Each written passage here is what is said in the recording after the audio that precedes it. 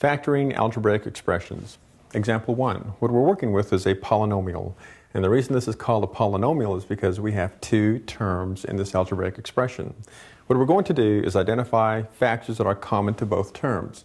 As we can see, we have 6x plus 6y. Well, what factor is common to both terms? And we know it is 6.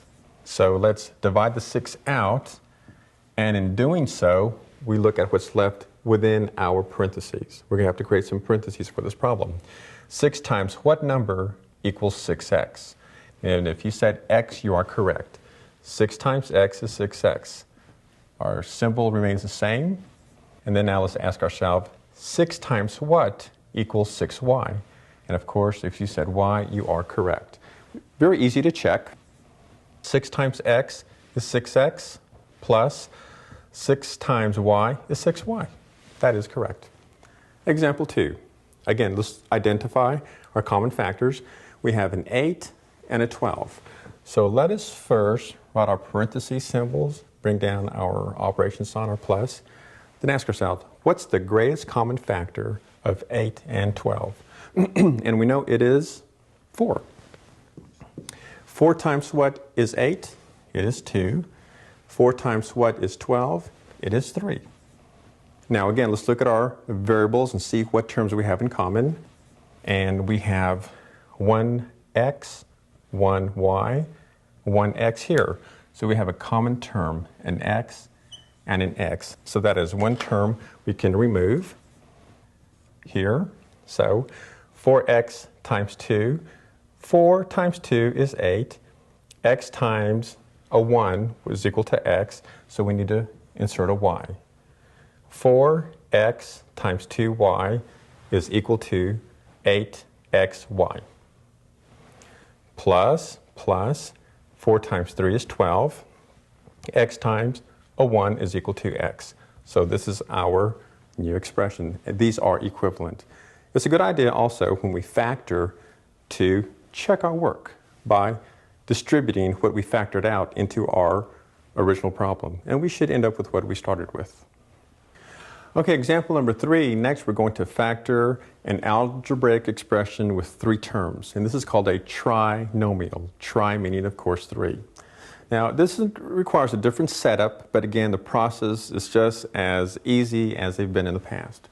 Okay, we're looking at 2 terms that we're going to multiply that will give us this trinomial. So to begin that, we need to set it up in a way that looks like this. Okay. We know that the variable we're using is x, so we're going to put an x here and an x here. Now, in doing this, we need to look at this in a different way.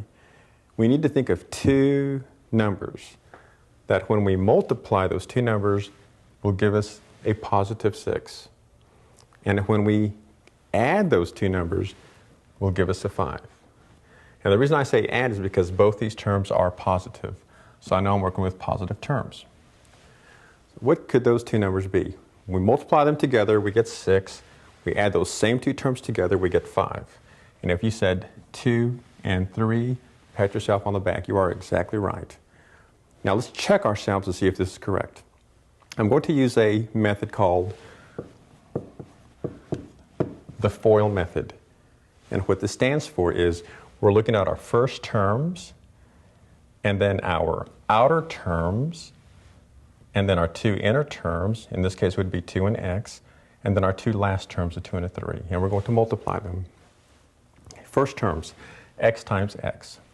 X times x is x squared. Our outer terms, my outer x, my outer 3. X times 3, or 3 times x, is equal to 3x. My inner terms, in this case, a 2 and an x. 2 times x is, of course, 2x. And then are my last terms, my 2 and my 3. 2 times 3 is, of course, 6. Now, at this stage, we're going to look and see, can we combine any of our terms? And we can see we can. We have a 3x and a 2x, and they're both positive. So we can rewrite this as x squared plus 3x plus 2x is 5x plus 6. And as you can see, this matches up to our original problem. Example 4. Again, factoring a trinomial. In this case, our trinomial is y squared minus 5y minus 14. The same kind of process. So let's set it up the way we've done before. Our variables are y. Now, our signs are going to be a little different this time because, again, using the same process, ask yourself, what two numbers, when I multiply them, will give me a negative 14, but when I combine them, will give me a negative 5? Well, we can see in this case, we're probably working with a negative term. In fact, a negative and a positive term, because when we multiply them together, they must give me a negative, and when we combine them, I still must have a negative. So the two numbers that I can think of, two numbers multiplied that will give me 14, would be 7 and 2. And I know that if I manipulate these two numbers around, I can probably get 5 too. But this is a negative 5. I'm combining. When I combine them, I must have a negative 5. So that means my greater number must be negative. So I'm going to say my negative is going to go with the 7, and my positive is going to be with 2. So I'm going to write it down as y minus 7, y plus 2. Now let's see, did this theory hold out? Again, using the FOIL method, our first term times our outer term times our inner term times our last term. Let's do that. Our first term, y times y is y squared. Our last term, outer term, my y times positive 2 will yield me a positive 2y.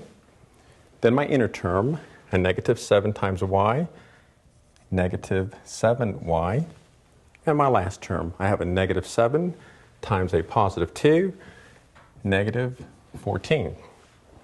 Now again, I will have to simplify this portion.